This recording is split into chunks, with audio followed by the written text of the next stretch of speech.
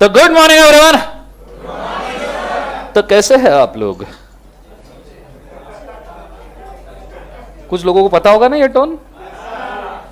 Okay let's go. किसका tone है? Carry minute. देखा है नहीं देखा? हाँ। तो कैसे हैं आप लोग? चलो शुरू करते हैं, बिना आगे बढ़ते हैं। कंसंट्रेट करना अच्छे तरीके से, ध्यान देना। Let's go. So reservation of right to disposal, पूरा का पूरा ध्यान बोर्ड के ऊपर देना। What do you mean by right to? अच्छा पहले तो कल का रिवाइज कर लेते पहले थोड़ा सा। सौदा कल क्या पढ़ा था? कितने कंडीशन है? पहला आंसर बोल रहे हो, बदला रहे हो मेरे से। दूसरा बुक बन, बुक बन, बुक बन, कंपल्सरी बुक बन। तीसरा बुक बन बोला तो उसमें भी पढ़ लेते। तीसरा और चौथा वेरी गुड। उसके बाद में हमने क्या देखा था? उसके अंदर या दिस वन क्या बोला वापस? Let the party be aware. उसके एक्सेप्शंस क्या क्या है? होल्ड कितने नंबर है ये बताओ पहले। पहला, दूसरा, तीसरा, चौथा, पांचवा, six usage of trade, 7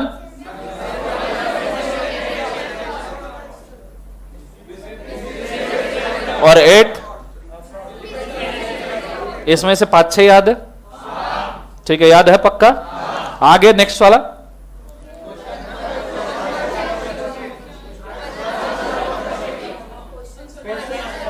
question of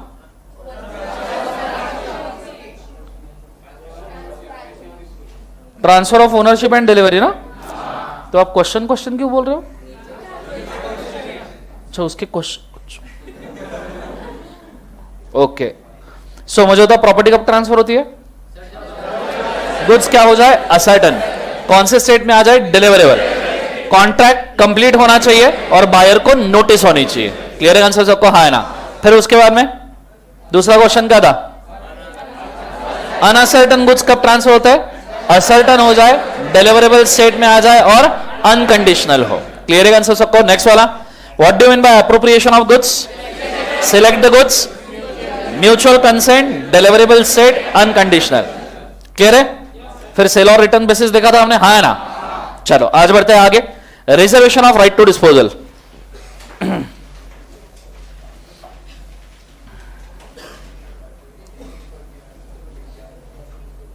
okay small small example देखते हैं। बहुत अच्छे तरीके से ध्यान देना, बोर्ड के ऊपर कॉन्सेंट्रेट करना। ठीक है लेट्स गो। अंक्या ने साग्या को, साग्या आया है? साग्या कहां गायब हो गए? वैलेंटाइन डे कल से गायब हो। कल इमरान हाशमी डे था, पहले सुना।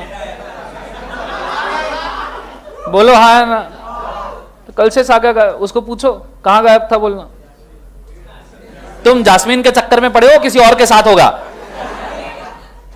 ओके अंक्या ने साग्या को, अंक्या ने जोर से बोलो, अंक्या ने बेच दिया। मतलब अरे गुड्स बेच दिया। अंक्या ने साग्या को क्या बोले एक बार? गुड्स बेच दिया। गुड्स का अगर मैं बोलूं तो अंक्या रहता था फॉर एग्जाम्पल चेरापूंजी में। कहां? और साग्या रहता था चिंचपोकली में। चाइना में नहीं, कोरोना चल रहा है वहां पे। सो अंक्या रहता था चेरापूंजी में और साग्या रहता था चिंचपोकली में। बोलो हाँ है ना। अंक्या ने गुड्स डाले ट्रेन में।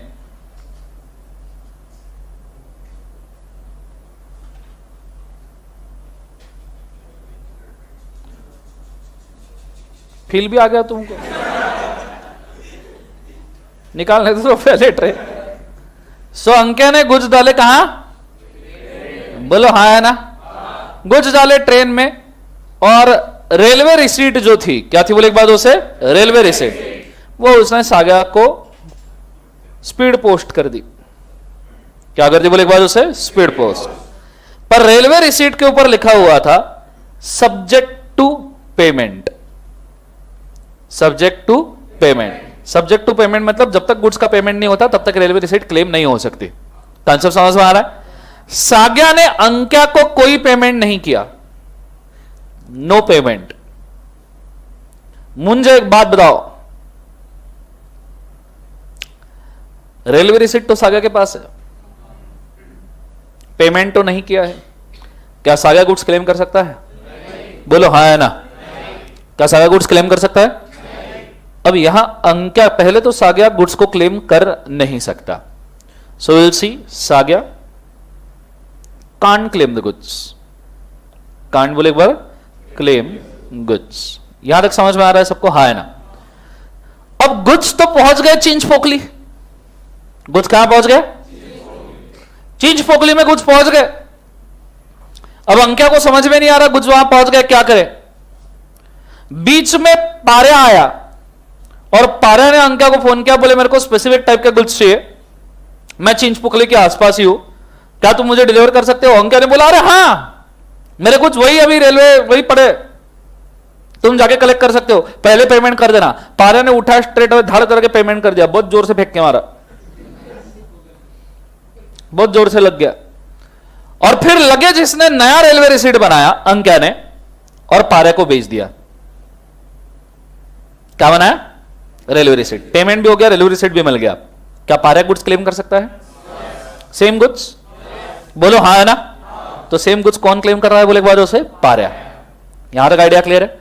इसका मतलब यह है कि जो सेलर है he have right to dispose the goods, right to क्या बोले एक बार? dispose the goods as he wish। उसको राइट है वो किस तरीके से गुड्स डिस्पोज करना चाहता है। बोलो समझ में आ रहा है नहीं आ रहा है? पक्का समझ में आ रहा है? अब अगर उसको वहां पे ये लगा कि यार गुड्स वापस लाना पॉसिबल भी नहीं है, गुड्स तो पेरिश हो जाएंगे, तो वहां पे उसने गुड्स को जला दिया, उसकी मर्जी। उसने गुड्स को वही फेंक दिया, उसकी मर्जी। क्लियर है कंसेप्ट? उसने गुड्स को वहां पे सेकंड हैंड में बेच दिया सस्ते भाव में, उसकी मर्जी। पूरा का पूरा राइट किसके पास है? अंक्या के पास। कंसेप्ट समझ में आ रहा है मैं क्या कह रहा हूं? जोर से बोलो सर ना। अब जरा इसको पढ़ के देखो, ठीक है? Where there is a contract of sale of the specific goods, or where the goods has been subsequently appropriated to the contract, the seller may, by the term of the contract or the appropriation, as the case may be, reserve a right to dispose the goods. He reserve a right to dispose the goods. He reserve a right to dispose the reserve a right to mark करो उसको। समझ में आ रहा है नहीं आ रहा है? बोलो हाँ है ना? Until certain condition has been fulfilled। और हमारे इसमें certain condition कौन सी थी बच्चों? Subject to payment. जैसे लिख के रखो एग्जाम्पल, सब्जेक्ट टू पेमेंट, एक example subject to payment.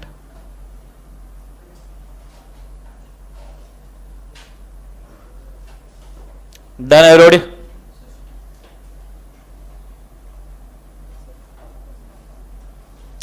In such a case, in spite of the fact goods has been already been delivered to buyer or the carrier or other bailey for the purpose of transmitting the same to buyer, the property therein will not pass to the buyer till the condition is imposed, if any, by the seller has been fulfilled। तो जब तक आप condition comply नहीं करते payment की, तब तक goods आप क्लेम कर सकते हो क्या? बोलो कर सकते हो क्या? समझ में आ रहा है मैं क्या कह रहा हूं? एवरीबॉडी यस सर ना? ये चीज को बहुत अच्छे तरीके से याद रखना। क्लियर है कंसेप्ट? बोलो। क्रेडिट सेल होगा तो रेलवे रिसीट ये सब्जेक्ट टू पेमेंट होगा ही नहीं ना। फिर क्रेडिट सेल होगा तो रेलवे रिसीट वैसा ही होगा कि भाई आप सीधा सीधा क्लेम कर लो, पेमेंट तो बाद में आने वाला है। क्लियर है? हम बोल रहे हैं कंडीशन इंपोज की होनी चाहिए। क्रेडिट सेल तो कंडीशन ही नहीं है, कंडीशन नहीं है तो आप वैसे ही कुछ ले सकते हो और फिर बाद में रिकवरी के लिए आप करते रहना, फिर केस करना है, क्या करना है। समझ में आ रहा है पक्का? यस सर ना? तो क्रेडिट सेल में तो सब्जेक्ट टू पेमेंट है, फिर उसमें दूसरा कंडीशन हो सकता है। फॉर एग्जांपल आपने गुड्स इसी दिन के पहले लेने चाहिए या इसी दिन के बाद में ले लेने चाहिए, ठीक है? ये भी कंडीशन हो सकता है। जरूरी नहीं है कि पेमेंट ही कंडीशन होना चाहिए, कंडीशन कुछ भी हो सकता है। क्लियर है कंसेप्ट? कि जब तक के आप हमको पीडीसी नहीं देते, पोस्ट डेटेड चेक, तब तक के भी ये हो सकता है। और पोस्ट डेटेड चेक भी क्रेडिट सेल में काउंट किया जाता है। कंसेप्ट समझ में आ रहा है? तो ये भी कंडीशन क्रिएट हो सकता है। तो जरूरी नहीं है कंडीशन सिर्फ पेमेंट होना चाहिए, there can be any condition. Clear है? जो बायर सेलर एग्री करे, जो बायर सेलर क्या करे, एग्री। तो वहां पे लिख के रखना there can be any condition. जहां पे आपने लिखा ना for example subject to payment, वहां कॉमा करके और डालना there can be any condition.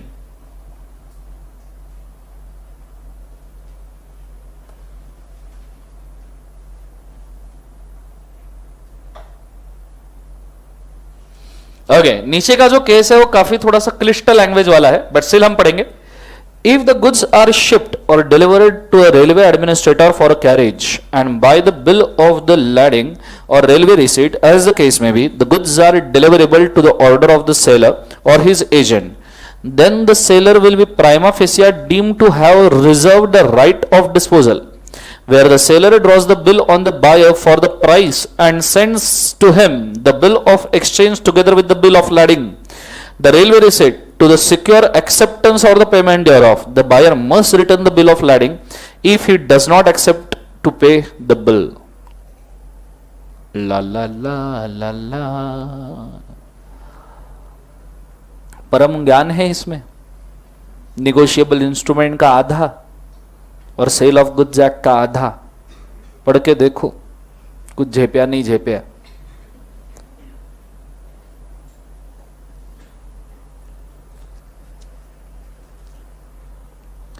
झेप रहा है?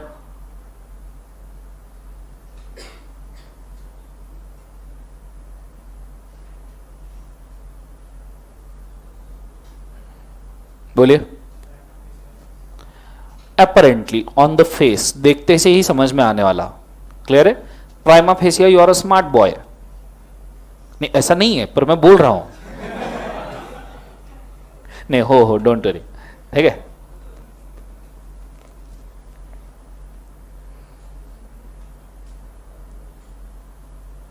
समझ में आया? चलो आगे बढ़े।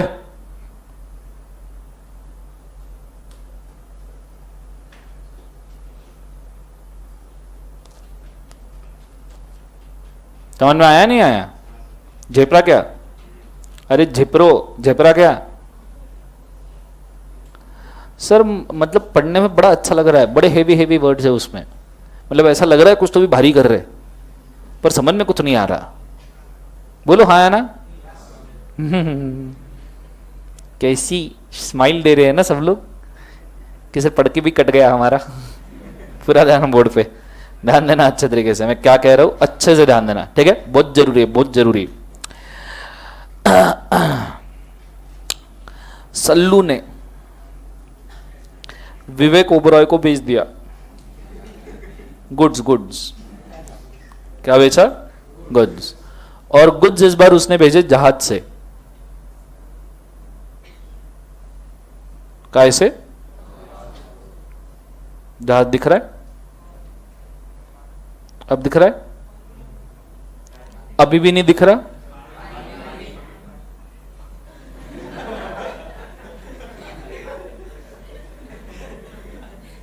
पानी कंपलसरी है नहीं तुम्हारे लिए? लो पानी।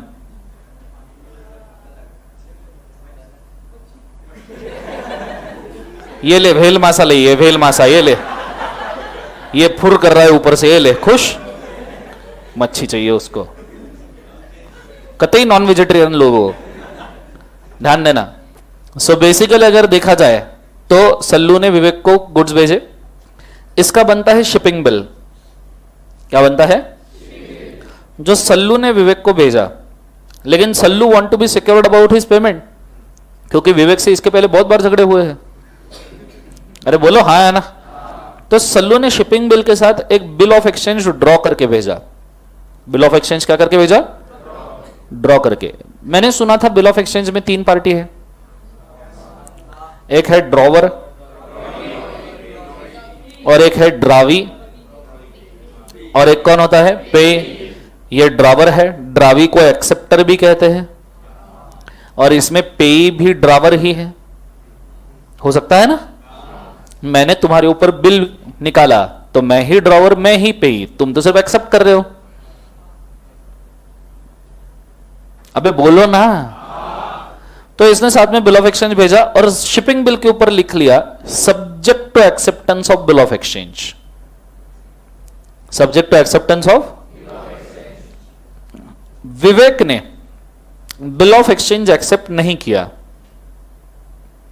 और वापस भेज दिया सलमान को विदाउट एक्सेप्टिंग। मुझे एक बात बताओ, क्या विवेक गुड्स क्लेम कर सकता है? तो ऐसे सिचुएशन में Vivek can not claim the goods. Not claim बोले एक बार उसे गुड्स, क्योंकि कंडीशन क्या था बोले एक बार, acceptance of bill of exchange. अब ये भी क्रेडिट वाला ही सेल है बेटा। ये कौन सा सेल है बोले एक बार, क्रेडिट वाला, क्योंकि आप तो फिलहाल बिल ऑफ एक्सचेंज एक्सेप्ट करो, पैसे कहां दिए? अबे बोलो। तो ये चीज को अच्छे से याद रखना, not claim the goods because he has not accepted the bill of exchange. Idea clear है? अब वापस उसको पढ़ के देखो।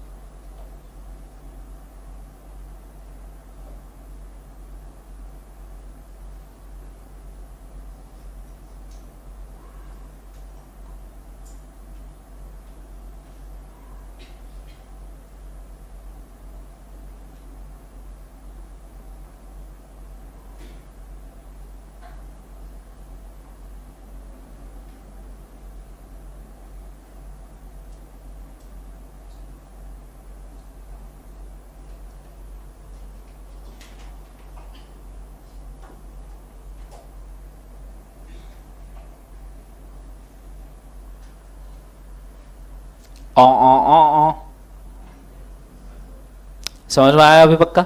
बोलो यस और नो। तो अब ऐसे केस में वो गुड्स के साथ क्या कर सकता है, जो वो चाहे वो। बोलो हाँ है ना? तो वहां लिख के रखो, seller can dispose the goods as he wish. Seller can dispose the goods as he wish. और नीचे ये वाला एग्जांपल लिख के रखना, ऊपर वाला मत लिखना, अंक वाला, क्योंकि ये वहां पे उन्होंने दिया है तो बाद में आपको कंफ्यूजन नहीं होगा। ठीक है, लिख के रखो, गो फॉर इट फास्ट।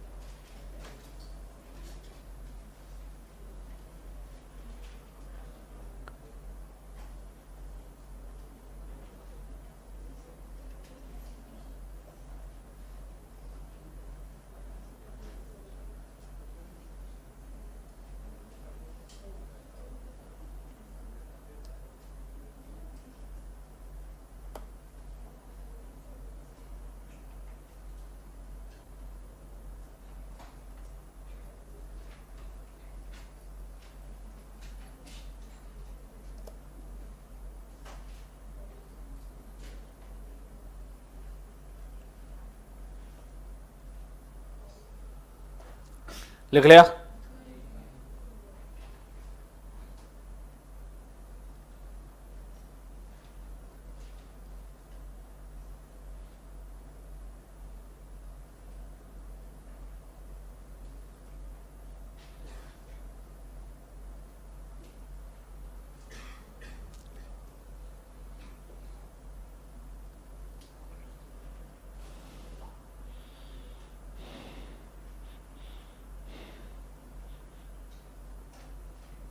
आपके सभी क्लासेस कितने कब तक चलने वाले हैं, बाकी सब्जेक्ट्स? March and April?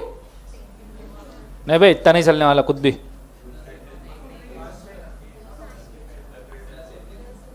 दस अप्रैल किसने बोला? फास्ट ट्रैक वालों के? हाँ, फास्ट ट्रैक वालों के तो चलेंगे। रेगुलर लॉ और अकाउंट्स? अबे लॉ तो 29 को खत्म कर रहा हूं मैं, कौन सा लॉ और कौन सा लॉ है तुमको? अकाउंट्स चलेगा कब तक पता नहीं। 31 मार्च नहीं आएगा, आई गेस मैक्सिमम 15 मार्च होगा। ठीक है, अपन ऐसा करें तो आइडिया है मेरे पास दिमाग में, 29 फरवरी तक के, या जब भी अपना कोर्स खत्म होता है कोर्स कंप्लीट करेंगे, फिर 10-12 दिन का गैप रखेंगे आपको पूरा लॉ रिवाइज करने के लिए, और फिर 10 मार्च से लेके 12 मार्च तक वी विल हैव पूरा केस स्टडी का सेशन। मतलब आपका कैसा होगा कि मैं केस स्टडी लेके बैठूं और तुमको घंटा कुछ नहीं आ रहा, ये नहीं होना चाहिए। तो I will give you 10 days to revise entire law. More than enough I guess. आज बोलोगे हाँ कि कल बताऊं? बोलो हाँ है ना। तो I will give you 10 to 15 maximum 15 days to revise entire law. पूरा रिवाइज करो, फिर केस स्टडी साथ में मिलकर सॉल्व करेंगे। इससे होगा फायदा ये कि लॉ का एक रिवीजन पूरा तुम्हारा कंप्लीट होगा, केस स्टडी में दूसरा रिवीजन मेरे साथ कंप्लीट होगा, और केस स्टडी के ऊपर जो कमांड आएगी उसमें अपन थोड़ा राइटिंग प्रैक्टिस वगैरह भी कॉन्सम लिटिल ऐड करते जाएंगे। क्लियर है? सो 2-3 सेशन केस स्टडी के लेंगे, एक हाथ कॉन्ट्रैक्ट का, एक हाथ सेल ऑफ गुड्स का। केस स्टडी तो मैं काफी सारी दूंगा, लेकिन सिलेक्टेड जो डिफिकल्ट वाली है वो अपन क्लास के अंदर डिस्कस करेंगे। क्लियर है? इससे आपको आइडिया भी आएगा कि किस तरीके से केस स्टडी सॉल्व करनी है। चलेगा? What do you say about this? अबे बोलोगे? तुम्हारे फायदे की बात बोल रहा हूं फिर भी नहीं। सर बोलो जल्दी हाँ है ना, कि कैंसिल कर दूं केस स्टडी सेशन? हाँ, अभी कैसे आवाज आई बराबर? समझ में आ रहा है? तो आप 10 मार्च से लेके या 11 मार्च से लेके 15 मार्च तक का कोई भी समय पकड़ के रखना, जो फास्ट ट्रैक का भी और रेगुलर का भी अपन काय के लिए डिवोट करने वाले हैं केस स्टडी। अपना भले ही कंपनीज एक्ट और LLP कभी भी खत्म हो, क्लियर है, लेकिन केस स्टडी अपन 11 से 15 मार्च के बीच में ही लेंगे। समझ में आया पक्का? यस और नो? चलो गुड, आगे बढ़े। यस और no? Next, virtual pen drive में अगर कोई इसको देखना चाहता है केस स्टडीज को, तो हो सकता है थोड़ा सा केस स्टडी में डिले हो जाए, बिकॉज हम 10 दिन के गैप से केस स्टडी लेने वाले हैं। ठीक है? Okay, let's go. Passing of the risk. मुझे तो रिस्क कब पास होती है? जब ओनरशिप पास होता है। बोलो हाँ है ना? Are you sure? Are you very sure? पक्का? सोचो, मैंने इसके पहले कई बार बताया है, रिस्क पास होती है जब ओनरशिप पास होता है। बस ओनरशिप कब पास होता है? When goods are in deliverable state,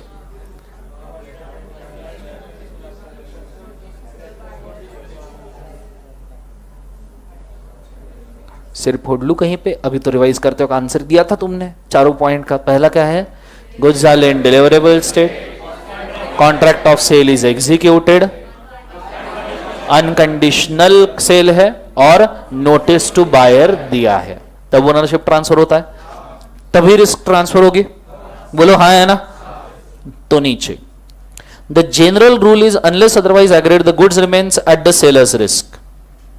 goods remains at the seller के रिस्क पे गुड्स है बोले भैया। ठीक है? But when the property are in transferred to buyer, good are at the buyer's risk. Goods किसके रिस्क के ऊपर है बोले एक बार? बायर। लेकिन जब क्या ट्रांसफर हो गई? प्रॉपर्टी। ये तो हमने अभी देखा। चाहिए तो वापस 4 पॉइंट वहां पे लिख के रखो। Transfer of property to buyer कब होता है? लिखो चारों के चारों साइड में। Transfer of property to buyer कब कब होता है लिख के रखो।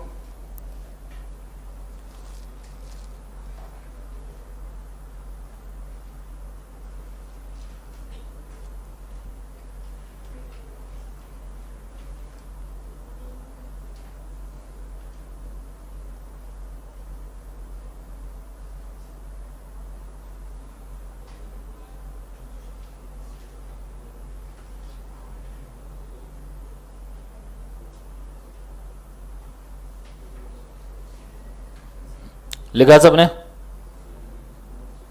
बोलो हाँ है ना? ठीक है? अब इसको एक्सेप्शन, अब इसको क्या बोले एक बार? Exception. It provides that where the delivery of the goods has been delayed through the fault of the buyer और seller, delayed through the fault of either buyer और सेलर। एक तो किसका फॉल्ट है? बायर का। नहीं तो किसका फॉल्ट है? सेलर का। तो मुझे बताओ फिर रिस्क किसकी है? जिसका फॉल्ट है। एक रूल्स ये फाइनल तक याद रखना बच्चों, मेरे पीछे बोलो। Party at the fault will bear the charge. बोलो एक और बार। मतलब जिसका डिफॉल्ट है वो चार्ज बेयर करेगा। चार्ज बेयर करेगा मतलब लॉस बेयर करेगा। क्लियर है? वहां लिख कर रखो, party at the fault will bear the charge.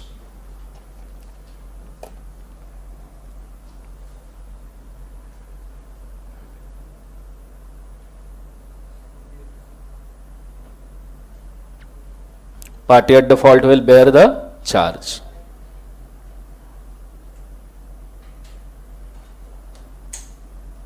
लिख लिया सबने? हाँ है ना? नीचो, parties may be special agreement stipulated that risk will pass to someone after or before the property has passed। अगर पार्टीज का स्पेशल एग्रीमेंट है कि भाई रिस्क कब पास होगा तो रिस्क उसके हिसाब से ट्रांसफर होना चाहिए। फॉर एग्जांपल बायर बोल देता है कि नहीं भाई गुड्स काफी रेयर है, सेलर बोल रहा है मैं गुड्स बेचूंगा ही नहीं जब तक आप पहले से ही रिस्क नहीं उठाते, तो एग्रीमेंट में ही लिखा है कि भाई सेलर के पास भी क्यों ना गुड्स पड़े हो, बायर की रिस्क है। एग्रीमेंट में ही लिखा है, बायर ने भी साइन किया है। मियां राजी, बीवी राजी, क्या करेगा काजी? दोनों ने ट्रांसफर कर ली, तुम कौन होते हो मना करने वाले? कंसेप्ट समझ में आ रहा है सबको? हाँ ना? जोर से बोलो सर ना। नीचो, the duties and the liabilities of the seller और the buyer as a bailee of the goods for the other party remains unaffected even when risk has passed generally. मतलब आपके एज अ बेली जो duties है वो ऐसे के वैसे रहेंगे। बेली मतलब जिसके पास गुड्स होते हैं। फॉर एग्जाम्पल मैं बायर हूं, मेरे गुड्स अभी भी सेलर के पास पड़े हुए हैं, तो वो तो बेली है ना। तो उसकी ड्यूटी है कि नॉर्मली उसने सब गुड्स सेफ वगैरह रखनी चाहिए, केयर करनी चाहिए एक्सेट्रा। बोलो हाँ है ना? तो एज अ ड्यूटी उसके एज अ बेली उसके ड्यूटी वैसे ही रहेंगे। लेकिन अगर बेल्ड गुड्स होंगे तो फॉर एग्जाम्पल मैंने टेलर मेड सूट सिलवाया, टेलर मेरे को बोला सर आपका सूट रेडी है लेके जाओ। मैं बोला देख भाई मैं आउट स्टेशन हूं, 5 दिन के लिए सूट तेरे पास रख। वो बोले सर मेरी जिम्मेदारी नहीं है। मैंने बोला सुन, 5 दिन का तेरे को 500 रुपए दूंगा, लेकिन मेरी शेरवानी को कुछ नहीं होना चाहिए। समझ में आया? 5 दिन का 500 दूंगा, शेरवानी को कुछ नहीं होना चाहिए। बोले ओके सर, कोई दिक्कत नहीं, मैं देख लूंगा।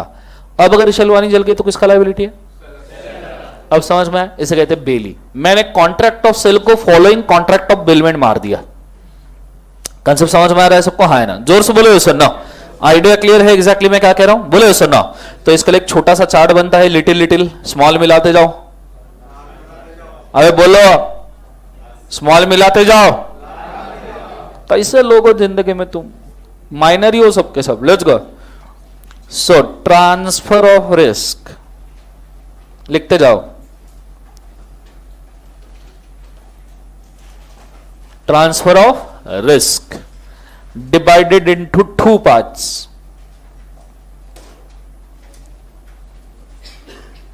General rule,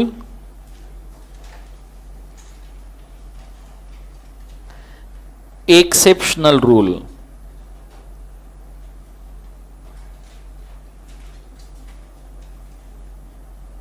general rule, exceptional rule. General rule क्या है बच्चों बताओ जरा? बच्चों क्या है general rule? Normally risk is always of seller. Risk is always of seller. Risk हमेशा किसकी है? बोले एक बार उसे, सेलर। ये जनरल रूल है। बोलो हाँ ना? लेकिन उन्होंने क्या बोला था नीचे? उन्होंने कुछ बोला ना नीचे? General rule, unless otherwise agreed goods remains with the seller's risk until property is transferred to buyer. When a property is transferred to buyer, goods at किसके रिस्क है? बोले एक बार उसे, buyer. So risk is always is of seller until property is transferred to buyer। बोलो हाँ है ना? समझ में आ रहा है? आओ आ जाओ, आ जाओ।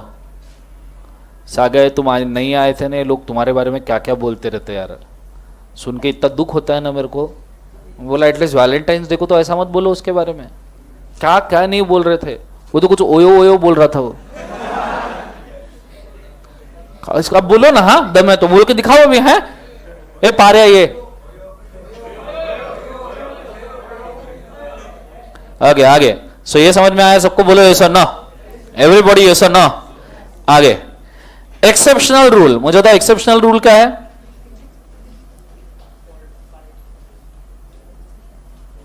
एक्सेप्शनल रूल क्या है बोलो? नीचे क्यों बैठे हो, डस्टबिन है? अच्छा अच्छा ओके। सो एक्सेप्शनल रूल क्या है बोलो? अगर किसी पार्टी का फॉल्ट है, fault by party, fault by क्या बोले उसे? पार्टी। कंसेप्ट समझ में आ रहा है मैं क्या कह रहा हूं? अगर किसी का फॉल्ट है, party at the fault will bear the charge.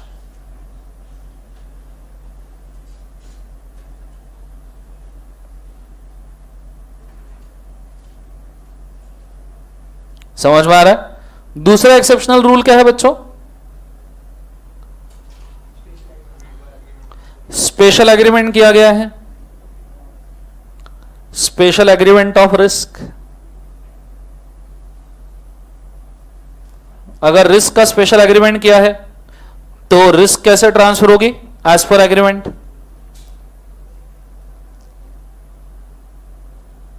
समझ में आ रहा है सबको? हाँ है ना? बोलो ऐसा ना। और तीसरा वाला क्या था?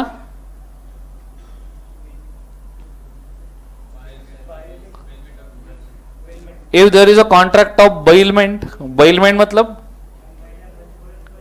when bailor bails the bail to, bailey is a मस्त रे बढ़िया। सो bailment कॉन्ट्रैक्ट है which is made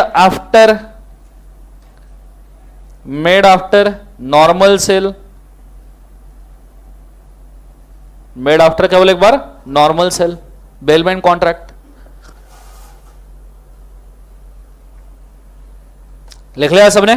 तो हमने पार्टी को रिस्क ट्रांसफर करने का चार्ट बना लिया एक। कंसेप्ट समझ में आ रहा है सबको? हाँ है ना? कंसेप्चुअली क्लियर है मैं क्या कहने की कोशिश करो? एवरीबॉडी बोलो हाँ है ना? चलो वेरी गुड, आगे बढ़ते हैं। कॉन्सेंट्रेट करना अच्छे तरीके से। Transfer of title. ओके, अब उसके अंदर आपको एक लंबा चौड़ा टेबल दिख रहा होगा, दिशा।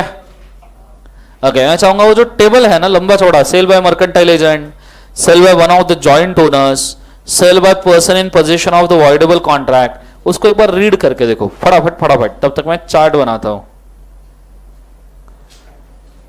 मुझे बुक देना कोई एक दिन। Thank you sir.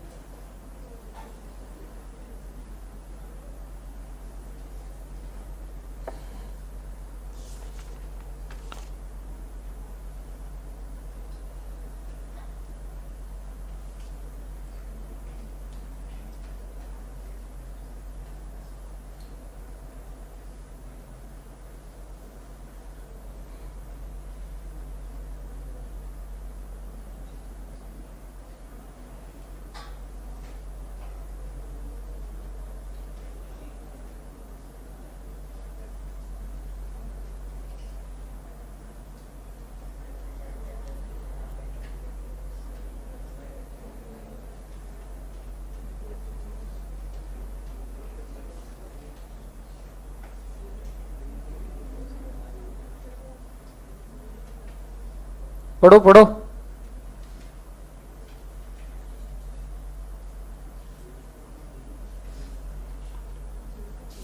जो समझ में आए रख लेना।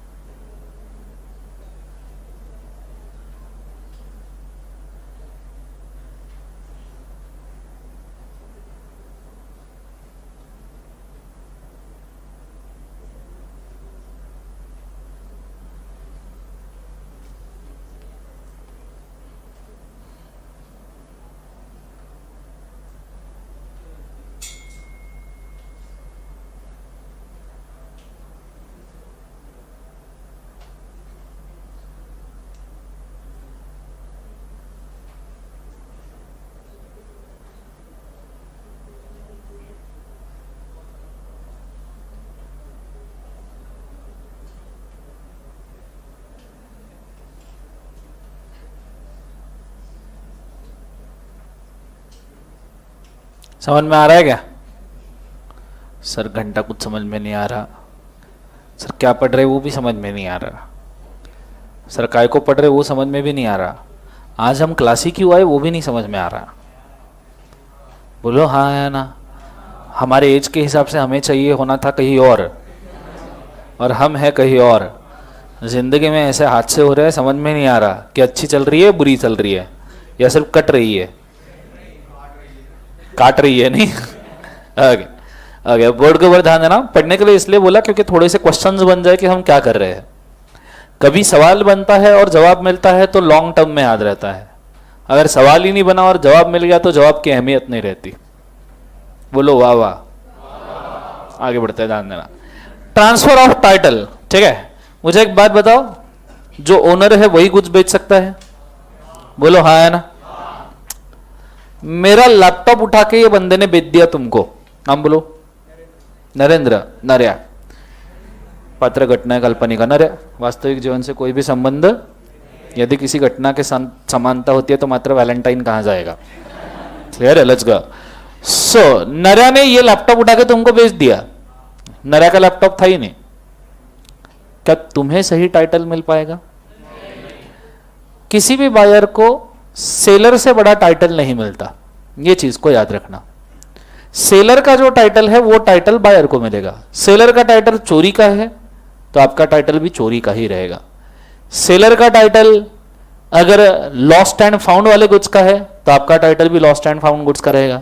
सेलर का टाइटल लीज पे गुड्स लिए है या रेंट पे गुड्स लिए है इसका है तो आपका टाइटल भी रेंट और लीज पे गुड्स लिए है वही होगा।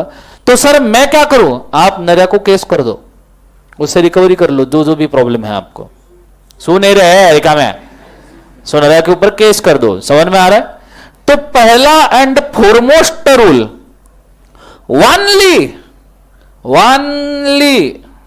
One owner of a goods can give a better title of the goods to buyer. Only बेटा, only owner of the goods can give better title of the goods to किसको? buyer. और कोई ये title दे पाएगा क्या? नहीं। एक immediately exception, other person or a third party can also give a better title to the goods. दूसरे लोग भी बेटर टाइटल टू गुड्स दे सकते हैं। कौन से दूसरे लोग ऐसे हैं जो आपको बेटर टाइटल टू गुड्स दे सकते हैं? 8 केसेस है, 8 कि कौन ऐसे लोग हैं जो आपको बेटर टाइटल दे सकते हैं। Point number 1, sale by agent. Sale by क्या बोले बाद उसे? Agent. What do you mean by agent? Sir जिसकी जिंदगी झंड है। बोलो सेल बाय एजेंट मतलब थर्ड पार्टी हो गया ना एजेंट।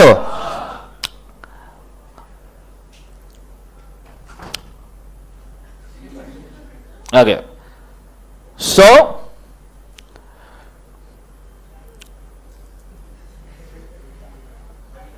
पिक्चर देखने जाते हो, बुक माई शो पता है? तुमने बुक माई शो के ऊपर पीवीआर के थिएटर के टिकट परचेज किए, कॉन्ट्रैक्ट किसके बीच में? तुम्हारे और पीवीआर के बीच में। बुक माई शो का थिएटर है कि खुद का? नहीं। तो बुक माई शो क्या हो गया? फिर भी तुम पिक्चर देख सकते हो, नहीं देख सकते हो? ऐसा होता है कि पिक्चर देखते देखते पीवीआर वाले बीच में आ जाते हैं, कहां से टिकट लिया? तुम बोले बुक माई शो, चलो निकलो।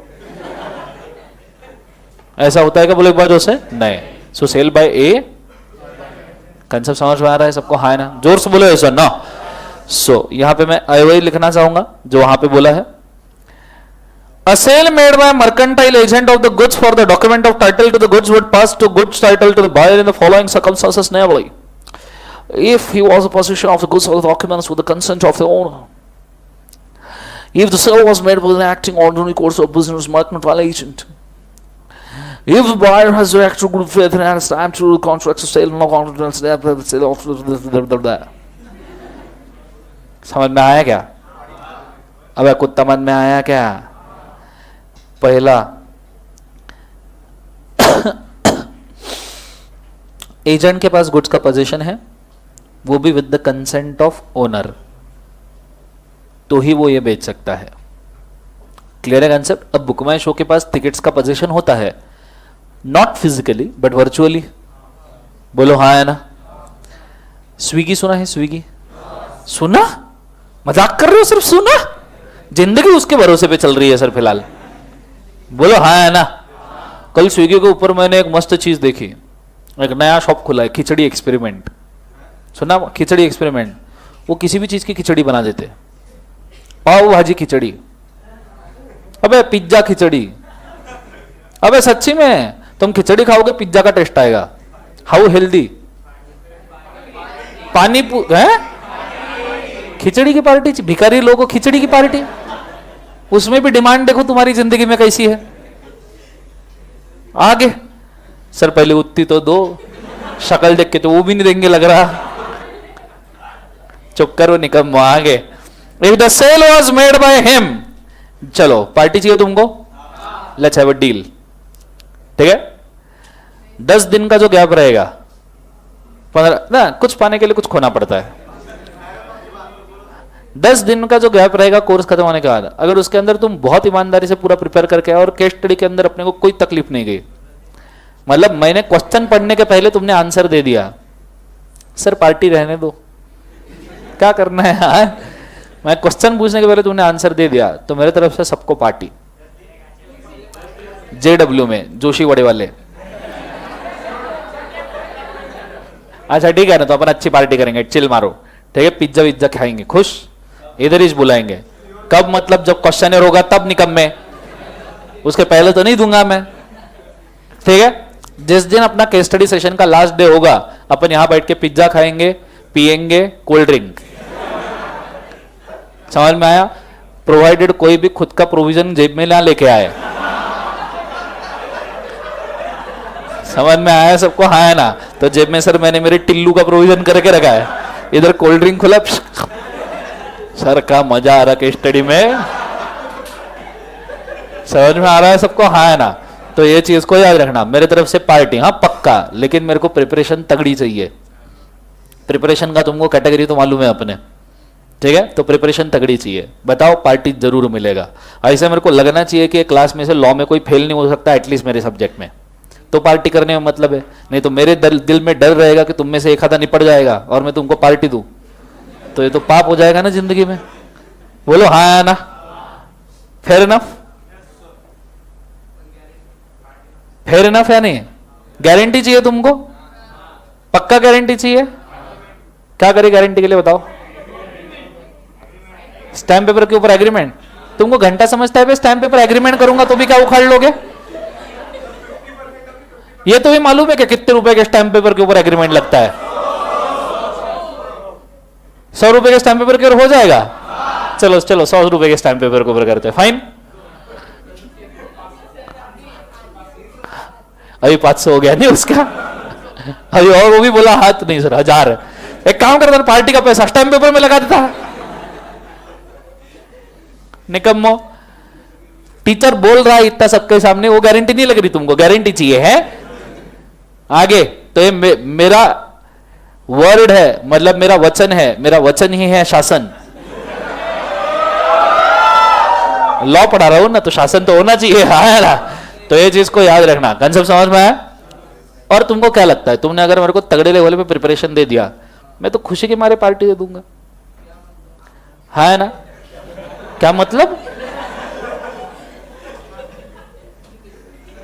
चाहता क्या है भाई, तू मेरे को एक बात बता। हाँ क्या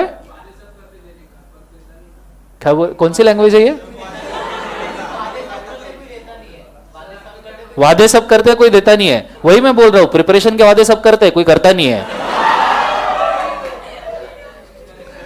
करेंगे पक्का, पार्टी की गारंटी मेरी, ठीक है। अगर मैंने नहीं किया, ठीक है, अगर मैंने ऐसा नहीं किया, लास्ट डे पे मैं एक फंड निकाल के रखूंगा बाकायदा, ठीक है।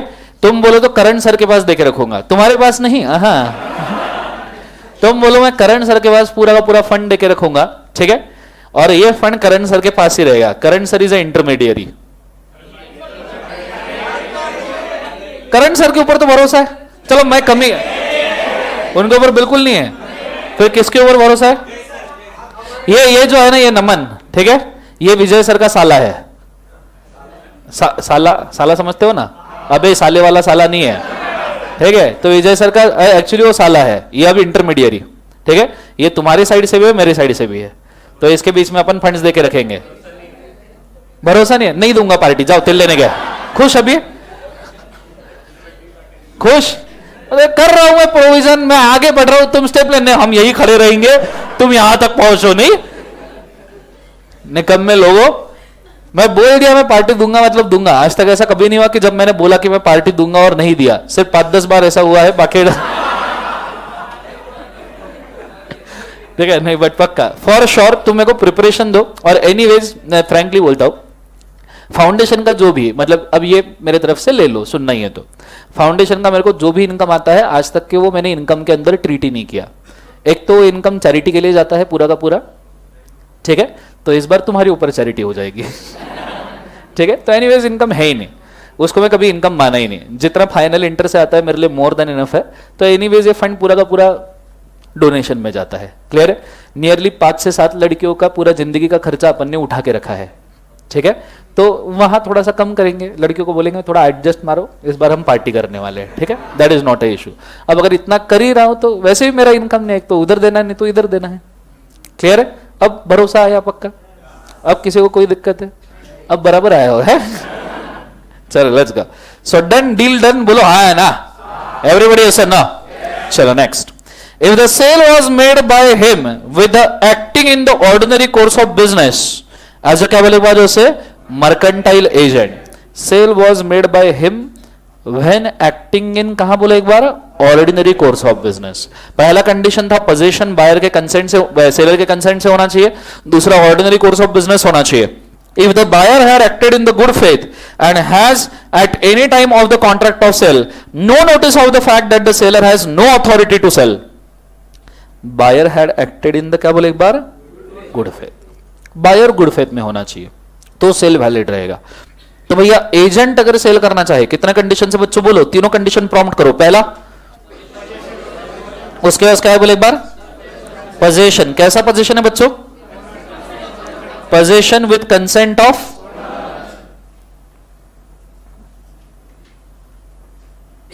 Position with the consent of क्या लिखवा दो उसे? Owner, full stop. Point number दूसरा, ऑर्डिनरी कोर्स ऑफ बिजनेस, ठीक है। तीसरा, बायर का में है वो लिखवा दो उसे? Good faith. What do mean by good faith? Buyer को पता नहीं है कि भैया एजेंट के पास अथॉरिटी नहीं है, मतलब समझो एजेंट के पास कोई अथॉरिटी नहीं है सेल करने की, क्लियर है। बुक माई शो को पीवीआर के टिकट सेल करने की अथॉरिटी नहीं है, पर बुक माई शो के ऊपर लिस्टेड है और तुमने परचेस कर लिया, तो तुमको अब कोई पीवीआर से मूवी देखने के लिए रोक नहीं सकता। पीवीआर भले बुक माई शो के ऊपर केस करे, वो उसका प्रॉब्लम। कंसेप्ट समझ में आ रहा है सबको? हाँ है ना? पर प्रैक्टिकली ऐसी चीजों में काफी डिस्प्यूट होते हैं, ये भी मैं बोल दूं। क्लियर है? प्रैक्टिकली फिर पीवीआर वाले नहीं मानते, बुक माई शो वाले नहीं मानेंगे, that is a different task, but law ये सिचुएशन बोलता है। क्लियर है कंसेप्ट? Yes sir? नो। दूसरा है जॉइंट ओनर। अब जॉइंट ओनर में बाकी ओनर्स को पता हो ना पता हो, अगर कोई एक जॉइंट ओनर जिसके पास पोजीशन है वो गुड्स बेच दे तो वो सेल को वैलिड माना जाता है। क्लियर है? तो जरा आ जाना देखना। If one of the several joint owner of the goods has a sole position of them with the permission of the others, sole position of them with the permission of other, मतलब position दूसरों के permission से है, लेकिन सिर्फ position है। The property in the goods may be transferred to any person who buys them from such a joint owner in a good faith and does not at a time of a contract of sale have noticed that the seller has a no authority. मतलब उसके पास position था joint owner के पास, पर authority था क्या? नहीं। For example, याद है अपना जॉइंट ओनर बोले तो ZNMD, जॉइंट ओनर बोले तो क्या? ZNMD, जिंदगी मिलेगी ना दोबारा। कौन कौन था? अरे फरहान, ऋतिक मैं आ रहा हूं, जल्द में आ रहा हूं। और तीसरा कौन बोले एक बार? अभय। क्लियर है? तीनों के नाम पे वो कार थी ब्लू कलर की। ब्लू थी पिंक थी? पक्का ब्लू थी ना? मेरे को क्यों पिंक लग रही है? आज मैंने पिंक पहना है इसलिए। निकम्मो, सब गुलाबी हो रहा है ना जिंदगी में। सो एक कार समझो इन तीनों ने ओन की थी। क्या की थी बोले एक बार? ओन। क्या की थी? जोर से बोलो। ओन। और कार का पोजीशन फरहान के पास था। किसके पास था? फरहान, पता है ना? कार का पोजीशन फरहान के पास था। अब ऐसे सिचुएशन में फरहान ने उठा के कार बेच दी। किसको बेची? कटरीना।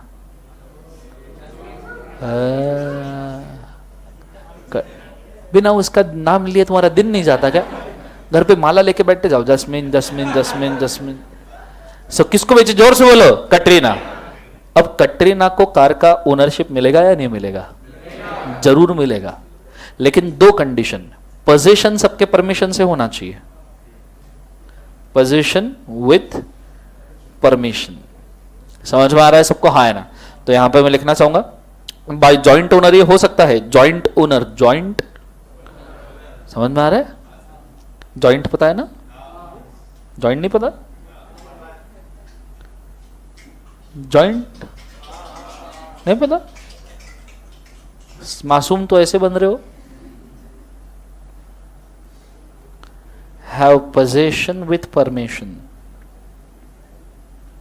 पोजीशन विथ क्या बोले एक बार उसे? परमिशन। क्लियर है? Again the buyer is in good faith. Buyer को पता ही नहीं ना उसके पास टाइटल है नहीं है करके, तो बायर इज इन क्या बोले एक बार उसे? Good faith. नियरली आप ऐसा मान लो इनमें से 99% केसेस में बायर गुड फेथ में होना ही चाहिए। क्लियर है? तभी जाके ये बात बन पाएगी। क्लियर है कंसेप्ट? बायर को अगर पता रहा कि ये बंदा गुड्स बेच नहीं सकता, फिर कैसे टाइटल ट्रांसफर होगा? समझ में आ रहा है सबको? हाँ है ना? जोर से बोलो सर ना। चलो तीसरा वाला, person in the position of voidable contract. Third, sale by person in the position under voidable contract. A buyer would acquire a good title to the goods sold to him by a seller who has obtained the possession of the goods under a contract voidable on the ground of the coercion or the fraud or the misrepresentation or undue influence or provided a contract has been no. मतलब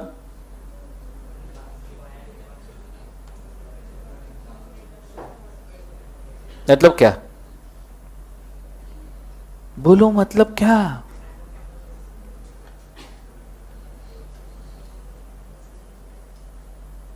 example बताओ, सुनो कि बोलो हाँ है ना?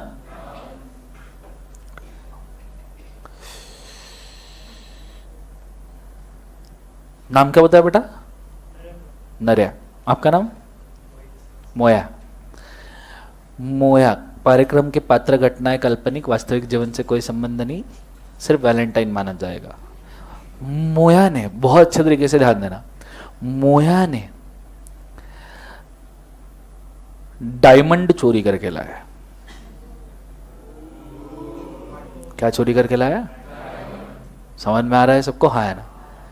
समझो चोरी करके नहीं, ऐसा मानते हैं कि मोया ने डायमंड ये नर्या से जबरदस्ती लिया, कोर्शन से। नर्या के बच्चे को समझो मोया ने किडनैप कर लिया। क्या कर लिया? नर्या को किड था, वो इसने नैप कर लिया। कंसेप्ट समझ में आ रहा है? अरे बोलो ना, हाँ है ना। नर्या ने फिर बच्चे को छुड़ाने के लिए डायमंड दे दिया। मुझे तो कॉन्ट्रैक्ट वैलिड है, वॉइडेबल है? Voidable at option of one party. कौन? मोया ना, मोया, मोया ना। वन पार्टी बोला ना तुमने, तो मैं एक पार्टी चूज कर रहा हूं, मोया। एग्रीड पार्टी क्या? एट द ऑप्शन ऑफ कौन? नर्या। लेकिन मोया होशियार था। मोया ने क्या किया पता है? बच्चा भी रख लिया और डायमंड भी रख लिया। अरे हाँ ना, एक पे एक फ्री।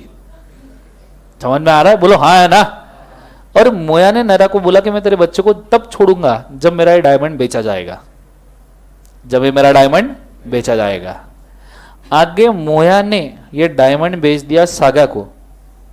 किसको बेचा? क्योंकि वैलेंटाइंस डे था। और सागा ने डायमंड खरीद लिया। सागा ने डायमंड मोया से गुड फेथ में खरीद लिया। इसने पूरा बिल विल बना के बकायदा दिया बहुत अच्छे से। Now saga is a new owner of the diamond. सवाल यह है कि डायमंड का ओनरशिप किसको मिलेगा? हाँ, आपके पास 4 ऑप्शन है। हाँ, ऑप्शन ए नर्या, ऑप्शन बी मोया, ऑप्शन सी सागा, या ऑप्शन डी मेरे को घर जाना है। बोलो, नर्या मोया सागा किसको मिलेगा? नर्या मोया सागा किसको मिलेगा? आपको पता है डायमंड का ओनरशिप सागा को मिलेगा, प्रोवाइडेड सागा गुड फेथ में हो। काय में हो? Good faith. क्योंकि उसकी क्या गलती है? उसने सब गुड फेथ में किया। तो सर नर्या को क्या मिलेगा? नर्या को बच्चा वापस मिलेगा, और साथ में चाहिए तो कंपेंसेशन मिलेगा। कंपेंसेशन में हो सकता है एक और बच्चा मिल जाए। नहीं, बच्चा नहीं मिलेगा। कंपेंसेशन में हो सकता है कि भाई पैसे मिल जाए, डैमेजेस मिल जाए। कंसेप्ट समझ में आ रहा है सबको? हाँ है ना? जोर से बोलो सर। नो, सबको समझ में आया? वो छोड़ो, तुम दोनों को समझ में आया क्या? फिर ठीक है, आगे यहां तक आइडिया क्लियर है? बोलो हाँ है ना? बोलो। नॉन डिस्क्लोजर मतलब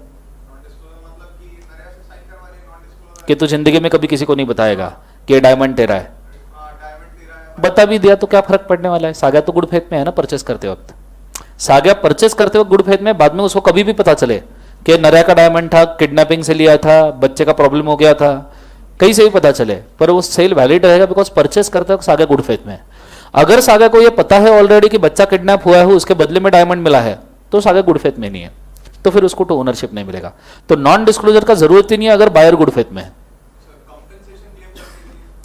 compensation, understand one thing, compensation तो ऐसी चीज है कि डिस्क्लोजर नॉन डिस्क्लोजर कोई भी एग्रीमेंट क्यों ना रहे, आप वैसे ही क्लेम कर सकते हो। तो उसके लिए नॉन डिस्क्लोजर के एग्रीमेंट की क्या जरूरत है? क्लियर है? हाँ, आप इसके लिए बोल रहे हो कि नहीं भाई तो किसी को कभी नहीं बताएगा कि ऐसा किडनैपिंग हुआ था, तो ही बच्चा वापस दूंगा, पुलिस के पास नहीं जाएगा तो ही बच्चा वापस। किडनैपर की धमकी होती है ना, पुलिस के पास गए तो टुकड़े टुकड़े करके कुत्तों को खिला दूंगा।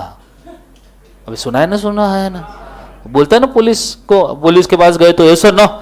तो ऐसे सिचुएशन में फिर भी एग्रीड पार्टी को राइट होता है कि वो कंपेंसेशन डिमांड करे और पुलिस के पास जाए, क्योंकि चीज तो गलत ही हो रही है ना। गलत चीज को सही करने वाला एग्रीमेंट सही थोड़ी होता है, वो तो वॉइड होता है।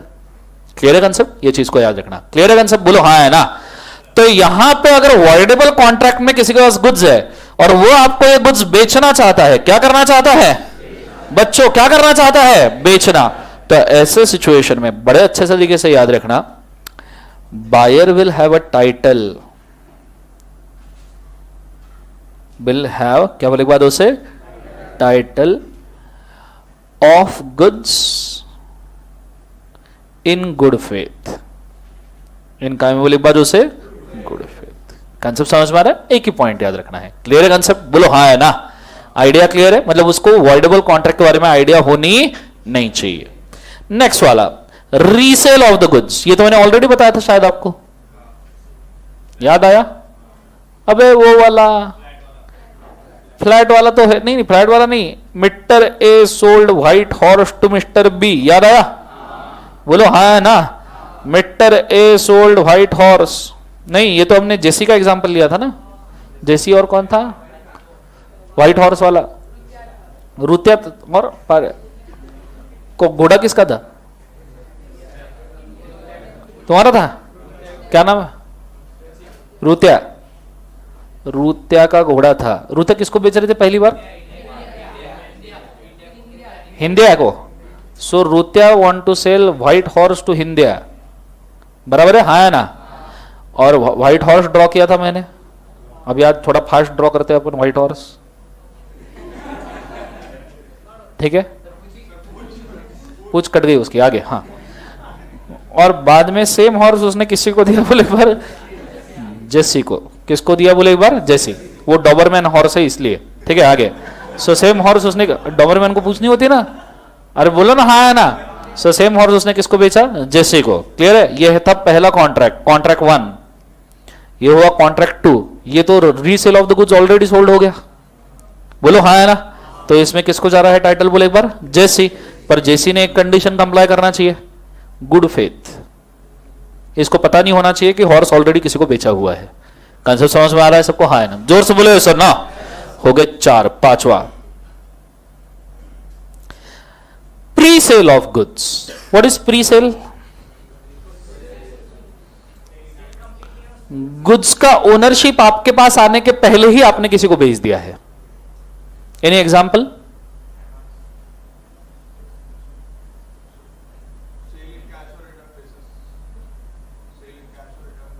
ना, गुड्स का ओनरशिप आपके पास आने के पहले ही आपने किसी को बेच दिया है। IPhone pre booking, cellphone pre booking होता है ना, बोलो हाँ है ना। आईफोन या व्हीकल प्री बुकिंग। बलेनो जब रिलीज हुई था ना, बलेनो 6 महीने का वेटिंग था।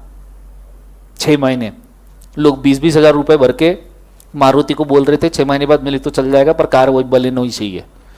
क्लियर है? अभी किया सेल्टॉस रिलीज हुई तभी भी वैसा हुआ, एमजी वेक्टर हुई तभी। आजकल तो ट्रेंड ही बना है, वो कार बनाते ही नहीं है, वो पहले देखते हैं प्री बुकिंग ऑर्डर कितने हैं। क्लियर है? आईफोन लॉन्च जब होता है, प्री बुक आईफोन। क्लियर है? 10,000 के बेनिफिट लेके जाओ। सो सब प्री बुक जो करवाते हैं, ये अमेजोन वाले ने आईफोन प्री बुक करवा लिया तुमसे कि भाई प्री बुक करो। उसको खुद को ही आईफोन नहीं मिला आज तक के, बोलो हाँ है ना। यस और नो? जिसको खुद को ओनरशिप नहीं मिला वो आपको क्या बेचेगा? बट फिर भी कॉन्ट्रैक्ट वैलिड होता है। क्लियर?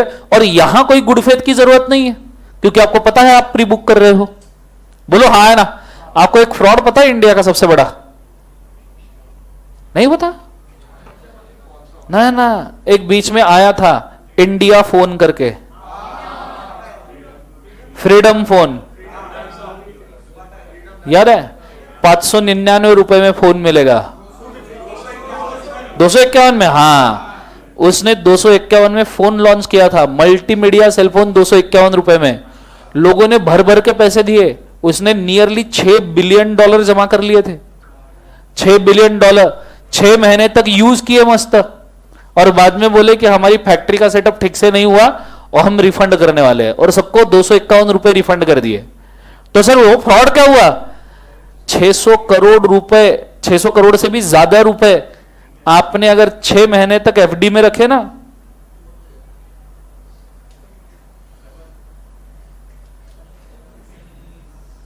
$600 करोड़ से भी ज्यादा रुपए 6 महीने तक एफडी में रखो, 6% भी इंटरेस्ट है तो भी 3.5 करोड़ का इंटरेस्ट बनता है।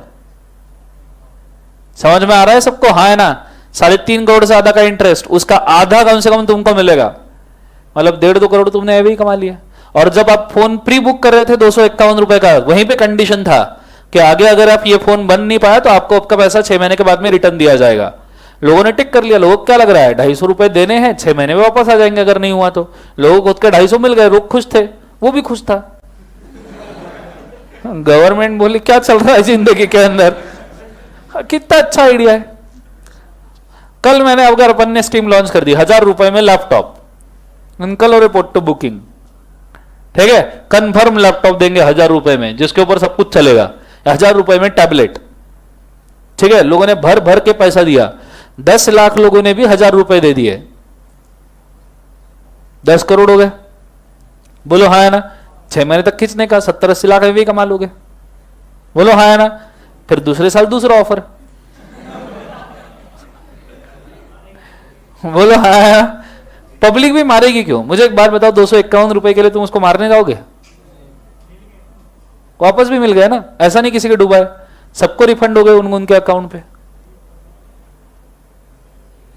समझ में आ रहा है? ऐसा सोचो जिंदगी में ऐसी अच्छी अच्छी चीज है, और करो तो मेरा नाम मत लेना। आगे बढ़ते हैं, कॉन्सेंट्रेट करना अच्छे तरीके से। सो आईफोन प्री बुकिंग, ये प्री बुकिंग में भी भैया ये फ्रॉड होता है, क्लियर है? फ्रीडम फोन लिख के रखता हूं, याद रखना। समझ में आ रहा है? सो इनका प्री बुकिंग, प्री क्या बोले एक बार उसे? Booking. So it is a pre sale. कौन सा सेल बोले एक बार उसे? Pre sale. कंसेप्ट समझ में आ रहा है सबको? हाँ है ना। नेक्स्ट वाला इफेक्ट ऑफ एस्टोपल। आ जाओ जरा इफेक्ट ऑफ एस्टोपल पे। Where the goods is stopped by conduct from denying the seller's authority to sell, the transfer will get a good title as against the true owner. But before the good title by estoppel can be made, it must be shown that the true owner had actively suffered.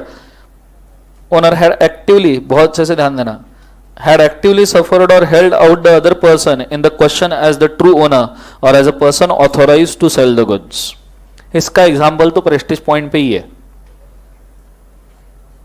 First floor पे, जब ground floor पे जाओगे ना, एके enterprise करके shop है, आपको शायद पता नहीं होगा, वो एके एंटरप्राइज वाला तब से जेरोक्स निकाल के दे रहा है जब से हम सीए कर रहे थे। उसका पहला शॉप उधर इंदुलाल कॉम्प्लेक्स पे था, पहला जहां सीए का पूरा अड्डा था।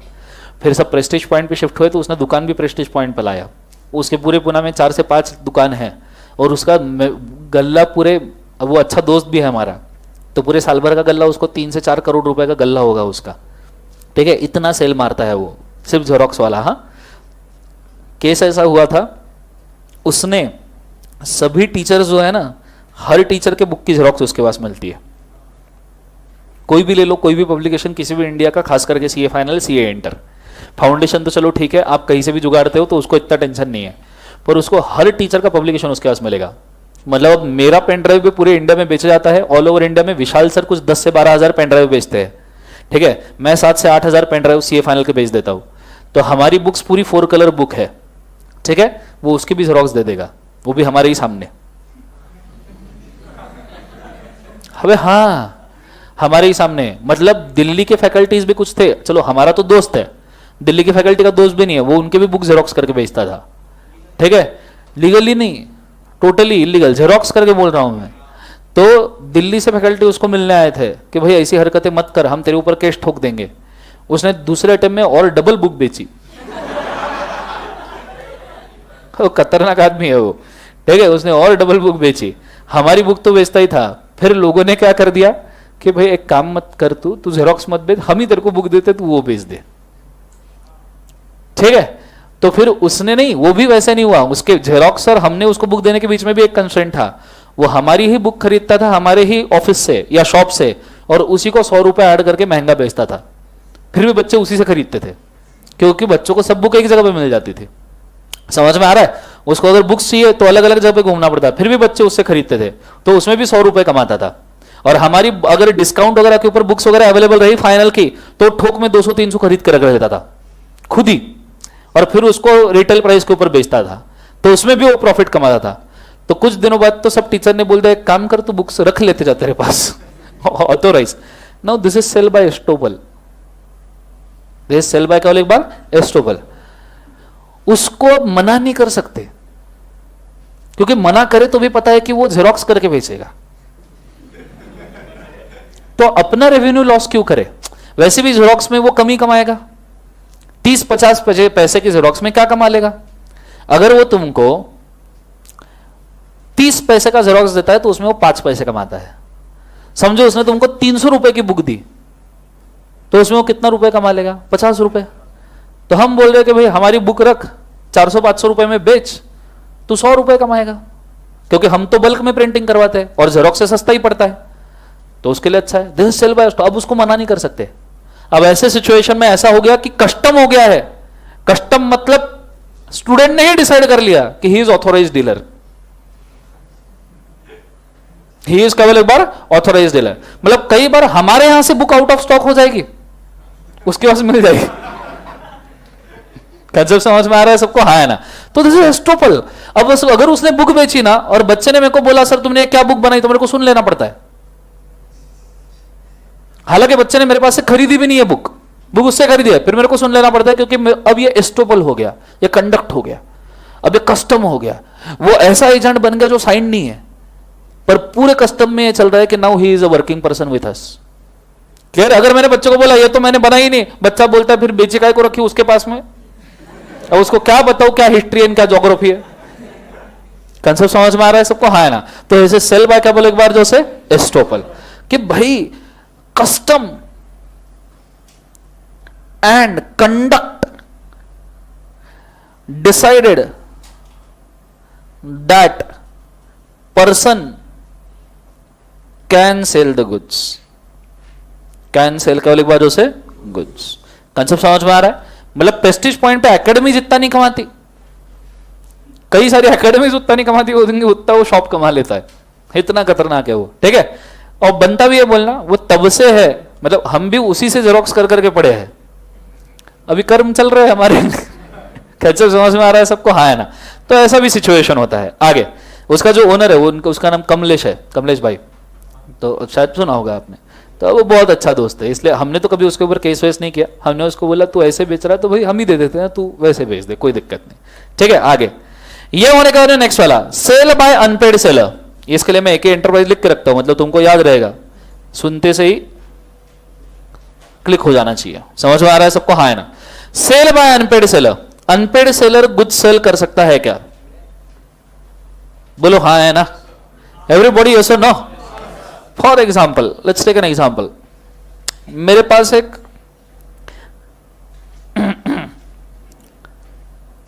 रोल्स रॉयस थी। रोल्स रॉयस पता है?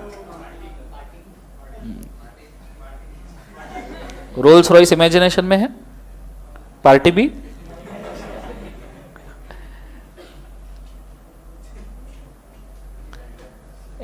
लग्जरी गाड़ियों का यही होता है, हुड लंबा होता है एकदम। हुड समझते हो ना?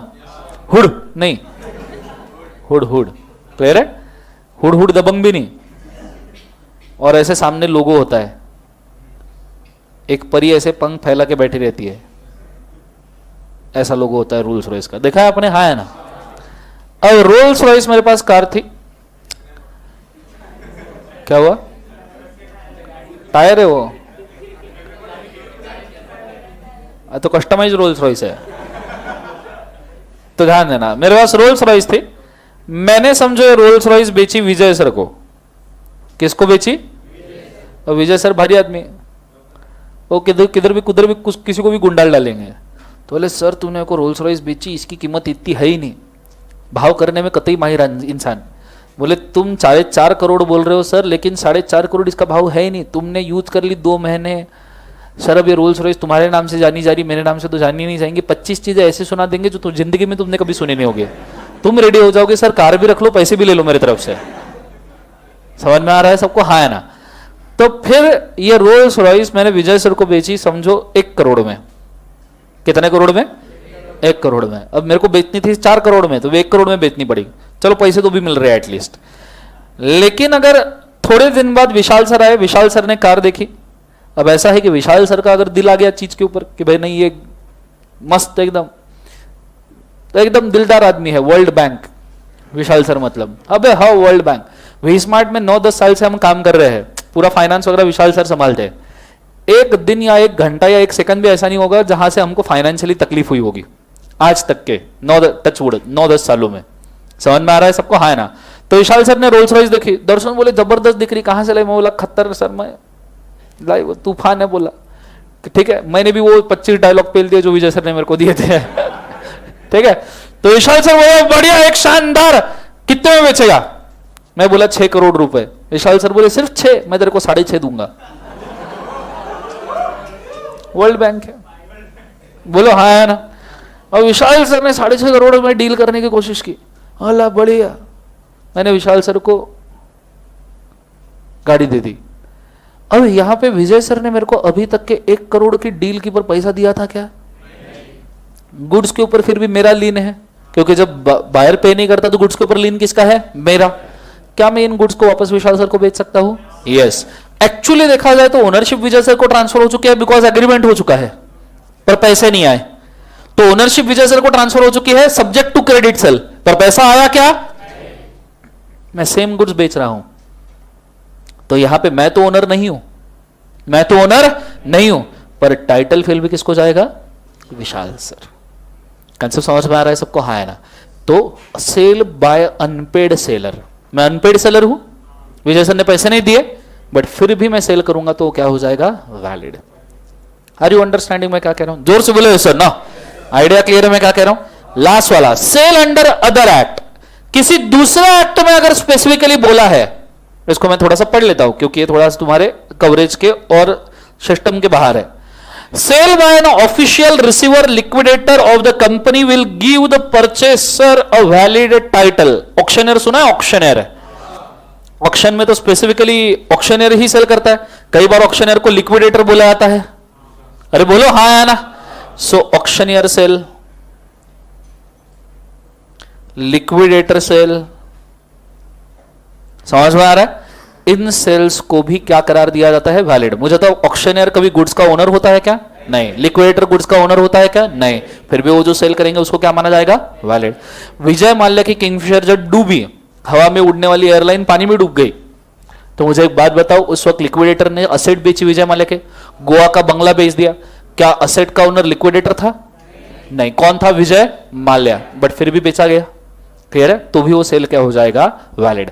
नॉर्मली ये होता है वाइंडिंग अप के केस में। कौन से केस में? बोले एक बार, वाइंडिंग अप, जैसे किंगफिशर। आइडिया क्लियर है?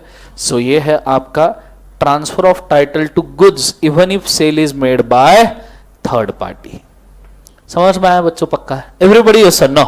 कंसेप्ट क्लियर है एकदम मैं क्या कह रहा हूं? चलो मैं चाहूंगा लिख लो इसको, गो फॉर इट फास्ट।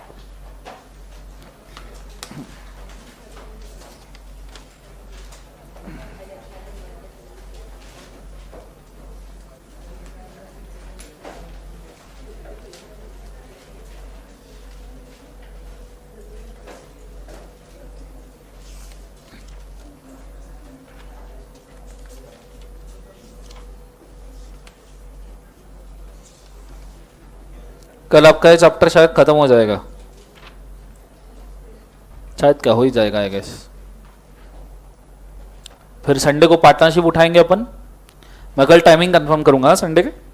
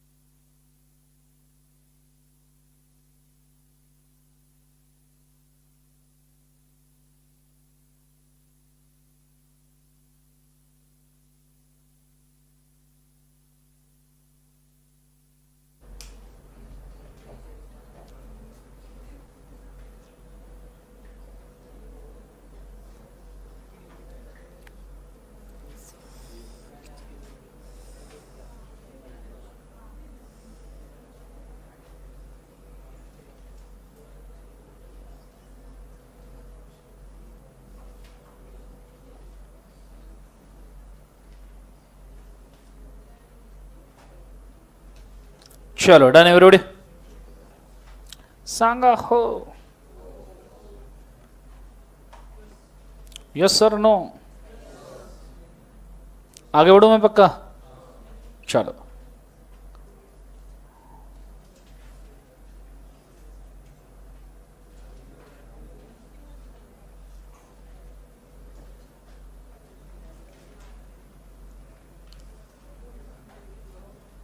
कौन सा गाड़ी, सर्कल में गाड़ी है, ऑक्शनर लिक्विडेटर, हो गया पक्का। चलो अब आ जाओ अगले कंटेंट के ऊपर, ठीक है, थक गए क्या? मैराथन करेंगे हो। आगे, rules regarding delivery of the goods.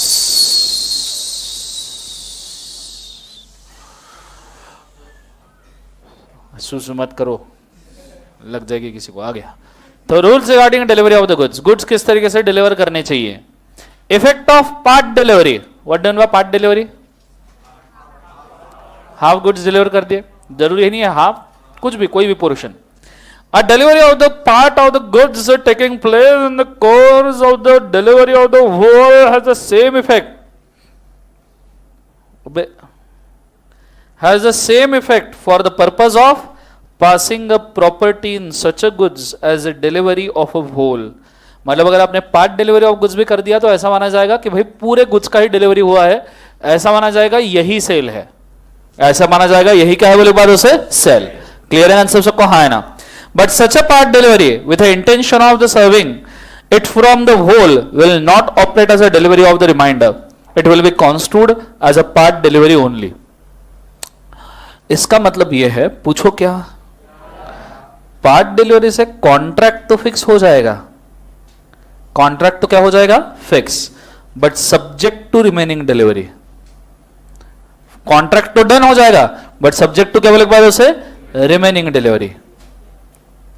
अब नॉर्मली ये हमारे प्रिंटिंग वाले सिचुएशन में होता है, जब गुड्स हम प्रिंट करवाते हैं ना, बुक्स प्रिंट करवाते हैं, बुक्स, तो बुक्स प्रिंट करवाते हैं 4000 बुक एक साथ, 4 या 5000 बुक एक साथ प्रिंट करवाते हैं, समझ में आ रहा है। जब हम 5000 बुक एक साथ प्रिंट करवाते हैं ना, तो ऐसे सिचुएशन में कई बार अर्जेंसी होती है कि 5000 में से लाइव बैच के लिए 50 अर्जेंटली चाहिए, फेस टू फेस बैच के लिए 50 अर्जेंटली चाहिए। अब जैसे परसों की बात है, मैंने सीए इंटर की बुक्स प्रिंटिंग के लिए डाले, मैंने दिया 1000 का ऑर्डर, बोला 1000 बुक्स चाहिए, लेकिन सीए इंटर की live face to face batch शुरू हो गई है, उसके अंदर अब 350-400 बच्चे हैं, तो ऐसे सिचुएशन में मैंने उनको बोला मैं 1000 के ऑर्डर दे रहा हूं, लेकिन मेरे को 3 दिन के अंदर 350 बुक्स चाहिए, ठीक है। वो बोले ठीक है सर, मैं 3 दिन में 350 देता हूं, लेकिन बच्चों के लिए 1 हफ्ता और लगेगा। तो उसने पार्ट डिलीवरी देने के लिए एग्री किया, मतलब कॉन्ट्रैक्ट हो गया है, but it is subject to delivery of the remaining. Concept समझ में आ रहा है सबको? हाँ है ना, जोर से बोलो सर ना। नीचे सो बुक्स प्रिंटिंग का एग्जांपल दिया मैंने यहां पे,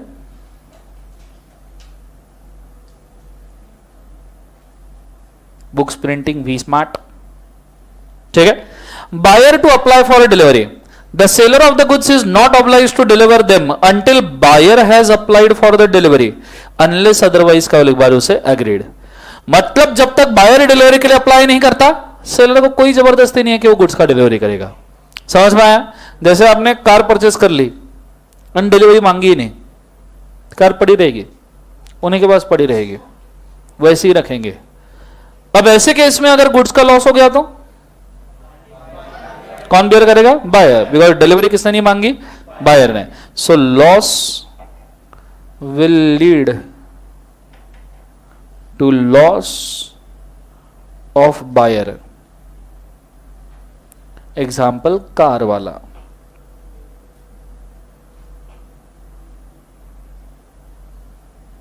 नीचे प्लेस ऑफ डिलीवरी, ये तो आपको ऑलरेडी पता है, ये तो हमने तीसरी बार देख रहे हैं अभी अपन। ये कहां डिलीवर करना चाहिए?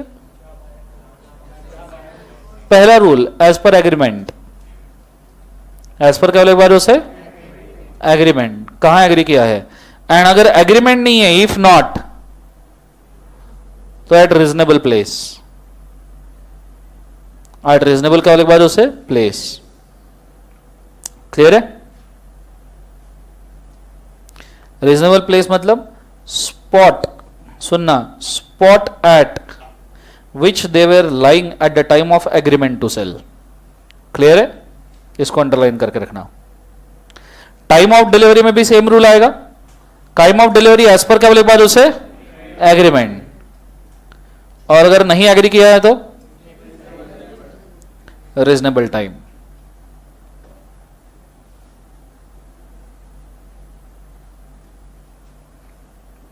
Reasonable time.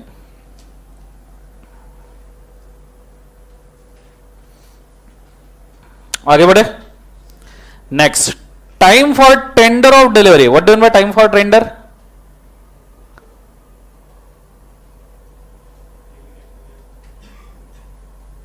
बोलो।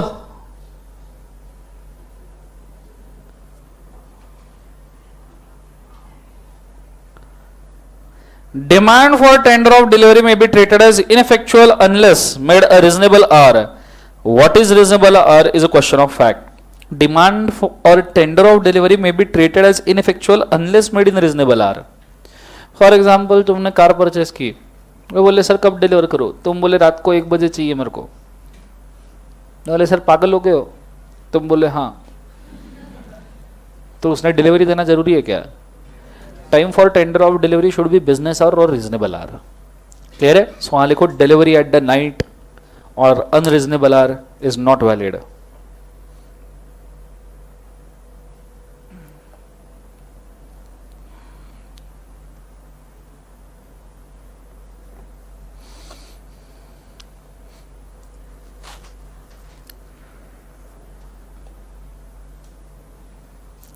डन है रोडी? नीचे मुझे तो एक्सपेंसेस ऑफ डिलीवरी कौन बेयर करता है? सेलर। हमेशा कौन बेयर करेगा? सेलर। सो वहां लिखो एग्जांपल में normally seller unless agreed by buyer. Normally seller unless agreed by buyer. Domino's का पिज्जा ऑर्डर किया, डिलीवरी के एक्स्ट्रा चार्जेस देते हो क्या? बोलो हाँ है ना? डोमिनोज के पिज्जा में एक्स्ट्रा चार्जेस नहीं लगते, स्विगी में लगते हैं, बाकी शिपिंग में लगते हैं, और वो भी तब जब वो पहले ये डिस्प्ले करे कि भाई तुम्हारी ऑर्डर 100 ही रुपए की है, इसके ऊपर 99 रुपए डिलीवरी चार्जेस लगेंगे, और फिर तुम बोल रहे हो यस, और फिर भी ऑर्डर प्लेस कर रहे हो, तो क्लियर है आंसर सबको? हाँ है ना? That is agreed by buyer. Clear है? Next, delivery of a wrong quantity. अगर सामने वाले ने गलत क्वांटिटी के गुड्स डिलीवर कर दिए तो, एक्सेस गुड्स दे दिए तो रिटर्न करो, वरना उसको क्या माना जाएगा? सेल। और कम गुड्स डिलीवर किए तो he is liable for the remaining। तो एग्जांपल में लिखो, if excess goods are delivered, if excess goods are delivered, then return them, then return them, or it will be considered as sell।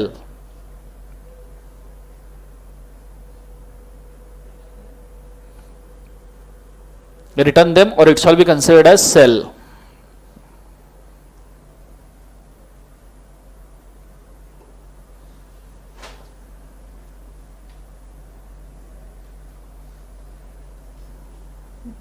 comma, if lesser goods are supplied,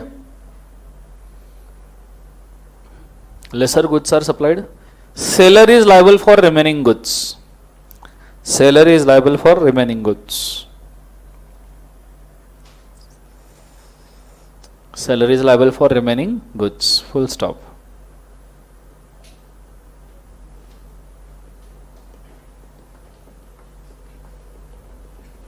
done है रोडे? Next, instalment deliveries मतलब ऐसा कोई contract जिसमें delivery instalment में मिलती है। Newspaper, दूध, सब हर रोज सवेरे वही होता है ना इंस्टॉलमेंट में। बोलो हाँ है ना? तो पढ़ो उसको। Unless otherwise agreed, buyer is not bound to accept the delivery in instalment. The right and liabilities in the case of delivery in installment and a payment thereon may be determined by the parties of the available contract। Side में लिखो newspaper delivery, milk delivery every day, newspaper delivery, milk delivery every day.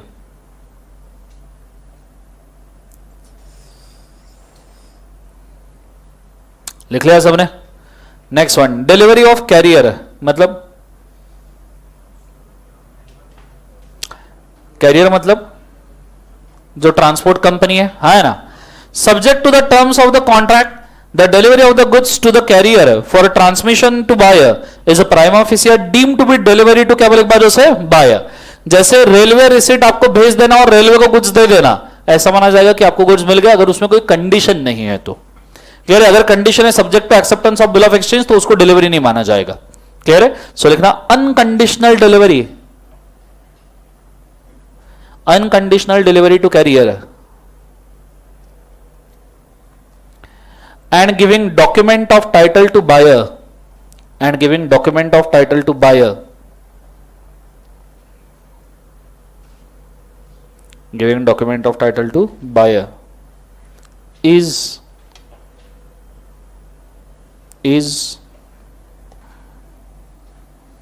delivery to carrier.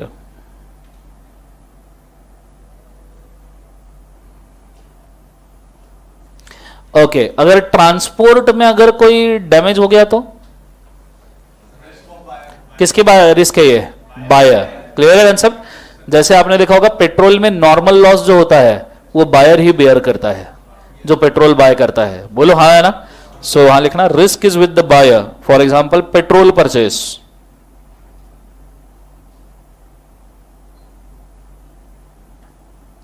Petrol purchase.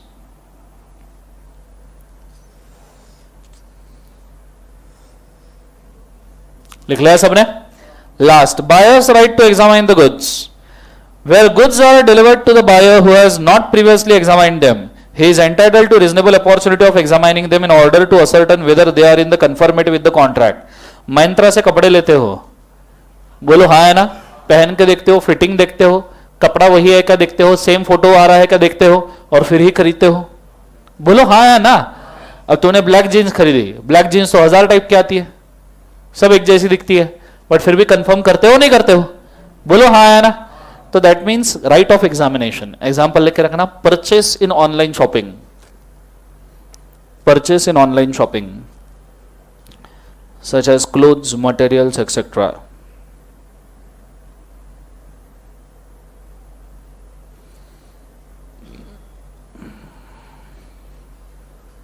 Done.